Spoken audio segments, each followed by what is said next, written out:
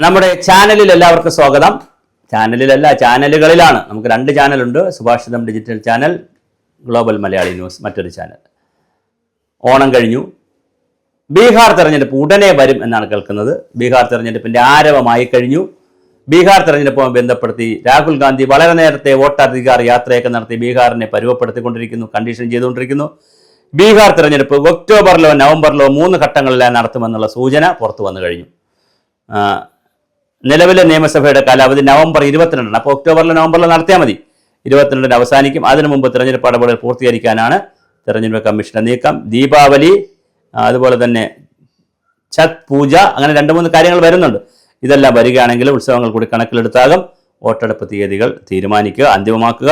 അതേസമയം രാഹുൽ ഗാന്ധി നയിക്കുന്ന വോട്ടർ അധികാർ യാത്രയിൽ പ്രധാനമന്ത്രി നരേന്ദ്രമോദിയെയും മാതാവിനെയും പ്രതിഷേധിച്ച് ബീഹാറിൽ ആഹ്വാനം ചെയ്ത ബന്ദ്, NDA ആഹ്വാനം ചെയ്ത ബന്ദ്, സമാധാനപരമായിരുന്ന ബന്ദ് നടക്കുകയാണ്.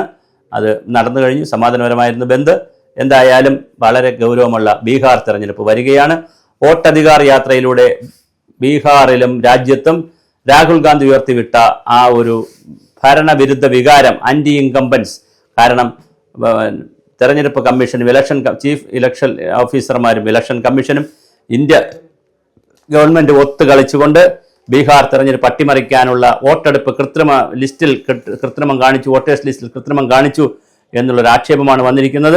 എന്തായാലും ബീഹാർ തെരഞ്ഞെടുപ്പ് നടക്കുമ്പോൾ അതെന്താണ് സംഭവിക്കുന്നറിയില്ല. ഒന്നുകിൽ ഒക്ടോബറിലായിരിക്കും, അല്ലെങ്കിൽ നവംബർ ആദ്യമായിരിക്കും. 2 ഘട്ടമായിട്ട് നടപ്പാക്കാനാണ് തീരുമാനിച്ചിരിക്കുന്നത്. അതിനിടയിൽ ദീപാവലിയും പൂജയും ഒക്കെ വരുന്നുണ്ട്. എന്തായാലും നമുക്ക് കാത്തിരുന്ന് കാണാം. തീർച്ചയായിട്ടും ബീഹാർ തെരഞ്ഞെടുപ്പ് എന്നായിരിക്കുമെന്ന് നമുക്ക് അറിയാം. അടുത്ത 2 മാസത്തിനകത്ത് ബീഹാറിൽ ആരാണ് പുതിയ തെരഞ്ഞെടുപ്പിലൂടെ വരുന്നതെന്നുള്ള കാര്യവും നമുക്ക് തിരിച്ചറിയാൻ കഴിയും. എല്ലാവർക്കും നമുക്ക് കാത്തിരിക്കാം.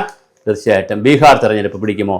അങ്ങനെ ബീഹാർ തെരഞ്ഞെടുപ്പ് ഇന്ത്യ മുന്നണിയും കോൺഗ്രസും പിടിച്ചാൽ അത് ഇന്ത്യൻ രാഷ്ട്രീയത്തിലെ മറ്റൊരു സൂചകമാകുമോ എന്നുള്ളതും വലിയൊരു ചോദ്യചിഹ്നമാണ്. നിതീഷ് കുമാറുണ്ട്, NDA ഉണ്ട്.